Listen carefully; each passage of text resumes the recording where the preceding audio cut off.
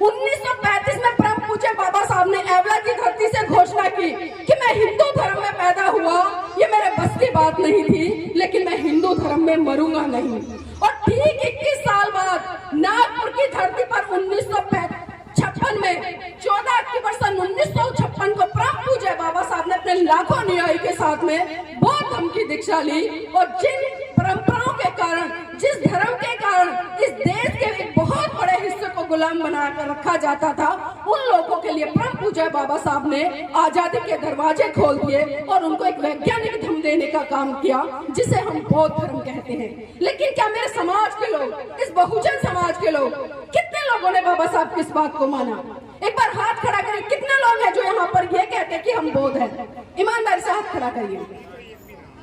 अब आप खुद देखिए, क्या इस आधार पर हम कह सकते हैं कि हम बाबा साहब के सपनों को पूरा करेंगे, या हम बाबा साहब के सपनों का भारत बनाएंगे?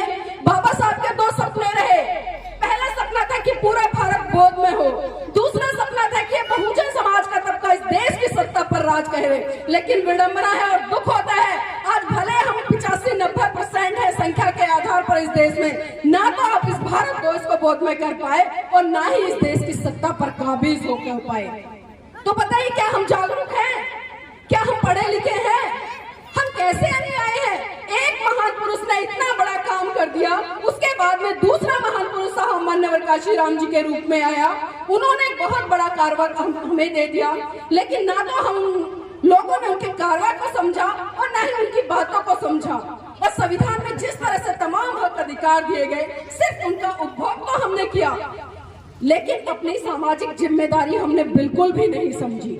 आज मुट्ठी भर लोग समाज में काम कर रहे हैं, लेकिन लगातार जिस तरह से सवाल होता है पढ़े लिखे सरकारी अधिकारियों पर, जो आरक्षण की वजह से अच्छी नौकरियां तो ले लेते हैं, अपना घर बना लेते हैं, इसी गाड़ियों में चल लेते हैं, लेकिन जब समाज के प्रति बच्चे की एक भी जिम्मेदारी उनको उठानी पड़ती है तो उससे कहीं ना कहीं वो मुंह फेरते नजर आते हैं। तो क्या इससे हम कह सकते हैं कि हम सही रूप में बाबा साहब के अनुयायी हैं, या हम बाबा साहब को फॉलो कर रहे हैं? साथियों, मैं एक बात जरूर बताना चाहूंगी, और बात बताने का कारण कोई ये नहीं है कि मैं इसको किसी दिशा में मोड़ना चाह रही हूँ।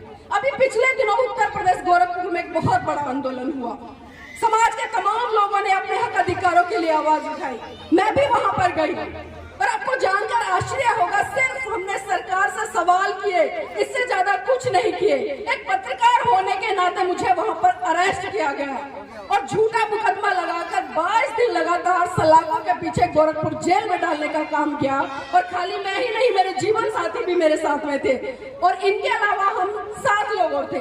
9 लोगों को लगातार 22 दिन गोरखपुर की जेल के पीछे डाला गया। और समाज के तमाम लोगों को ये बातें पता थी, जो जानते थे।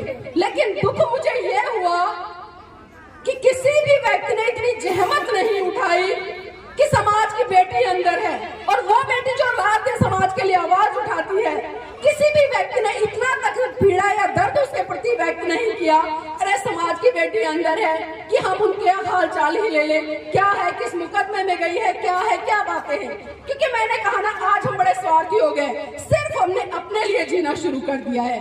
अगर यही अपनापन परम पूज्य बाबा साहब ने सोचा होता, या तमाम महान पुरुषों ने सोचा होता, तो आज हम इस खुले मंच पर इस तरह से वार्तालाप नहीं कर रहे होते। तो मैं सिर्फ इतना ही कहना चाहूंगी कि अगर सही मायने में हमें संविधान दिवस मनाना है, तो संविधान को भी हमें समझना पड़ेगा, उन संविधान में दिए गए हक अधिकारों को भी समझना पड़ेगा।